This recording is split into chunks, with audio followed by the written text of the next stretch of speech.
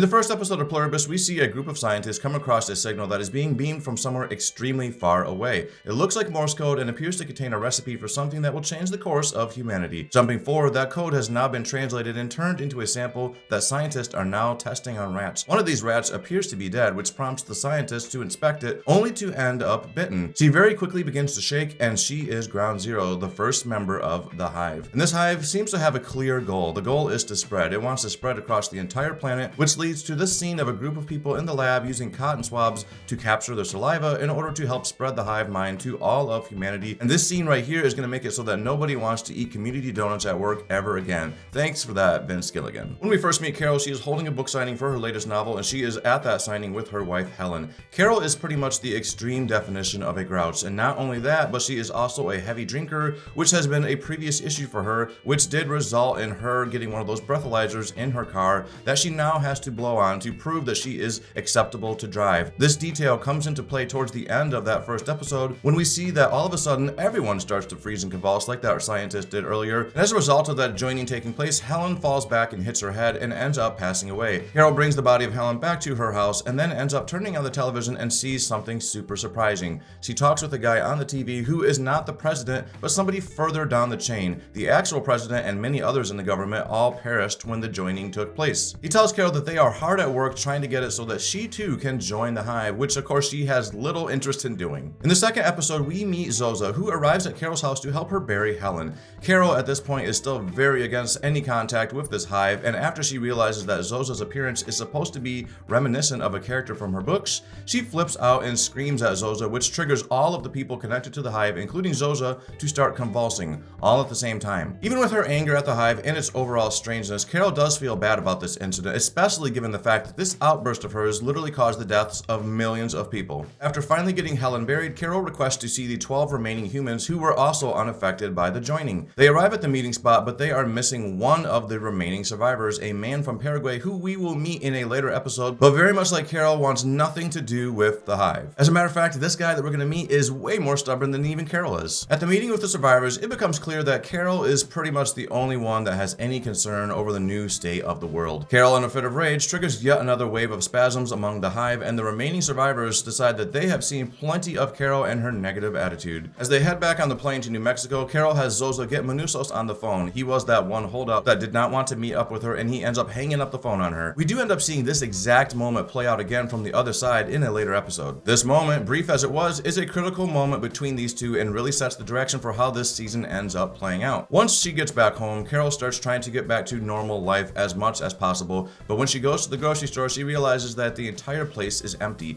She calls the hive and demands that the grocery store get back up and running, which gives her the food that she's looking for, but also points out something very critical. The hive really wants to please Carol. She later decides to test this theory by jokingly asking for a hand grenade, only to be shocked when Zoza arrives and hands her an actual hand grenade. She assumes it's fake and pulls the pin, but it's not fake, and Zoza swoops in like a boss, tossing that grenade out the window and shielding Carol from the blast, but she does get injured in the process. In the fourth episode, we get our first good look at Manusos and see that he is living in isolation and is so disinterested in interacting with the hive that he would sooner eat some dog food. He too wants the world to get back to normal, and during this glimpse into his life, we see the other side of that phone call that he had with Carol, the one where he basically blew her off. Back in New Mexico, Carol continues to try to test the hive and see how it works, more importantly, if it can be reversed. While visiting with Zoza in the hospital, she comes up with a plan that involves taking an anesthesia with the intent of drugging herself to see how it works. She takes that dose and then watches a video the next day that she recorded of herself on that dose, and as it turns out, it gave her quite a bit of honesty, which she then tries to use on Zoza. This dosage, however, results in Zoza going into cardiac arrest, and the hive basically saying peace out to Carol, who at this point is coming off as a problem for them. They aren't entirely cutting her off, they are still willing to assist her in any way that she needs, they just need to have some considerable space between them. So poor Carol has to listen to this awful pre-recorded message anytime she needs something from the hive. In the fifth episode, Carol starts making tapes and asks them to be delivered to the remaining survivors. She shares with them that there is a way to undo the joining and that they all have a duty to try to fix the world. Later, in the middle of the night, she wakes up to the sound of wolves digging into her trash,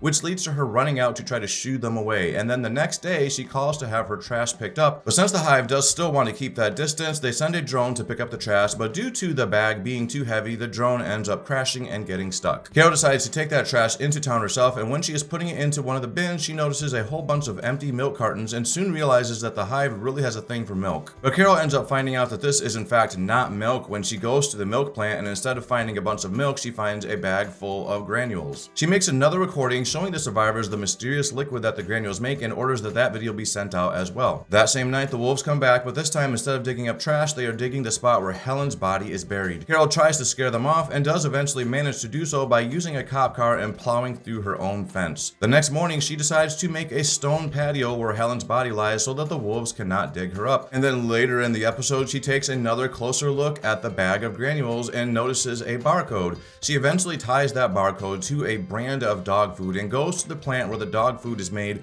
only to discover something absolutely horrific. In this room, there is lots and lots of dead bodies all chopped up into little pieces. Horrified, she makes another video telling everybody about her discovery and then starts to head to Las Vegas so that she can talk to Mr. Debate about her findings. Her eventual arrival in Las Vegas triggers the Hive to up and leave the city because remember, they want distance from Carol. When she finally arrives in Las Vegas, he tells her that he is aware that the Hive is consuming human remains and that he agrees it is very troubling. Carol is eventually shown a video where it is explained to her that the Hive will run out of food eventually because they are not allowed to take a life, not even so much as pick an apple. So to avoid starvation, they are consuming the remains of humans that have perished. She also finds out in this episode that the Hive is not able to convert her because they do not have her DNA. So Carol tells the Hive officially that they do not have her consent to take her DNA, to which they acknowledge. As the episode ends, we cut back to Manusos, who has just received Carol's tape and decides that he's finally found somebody who wants to fix the world as much as he does, and he packs up and gets ready to head to New Mexico. In the next episode, we see Carol attempting to make the most of this new world. She lights off fireworks, plays golf, and dines at a fancy restaurant with meals prepared from important memories in her life. All the while, you can see that Carol is still very much not happy. We then cut to Manusos' journey to America, which he decides to drive, even though the Hive does offer to get him there faster. He goes as far as his car will take him, and then eventually ends up needing to go on foot through a dangerous jungle. The Hive pleads with him not to go into the jungle, but Manusos, being the stubborn man that he is,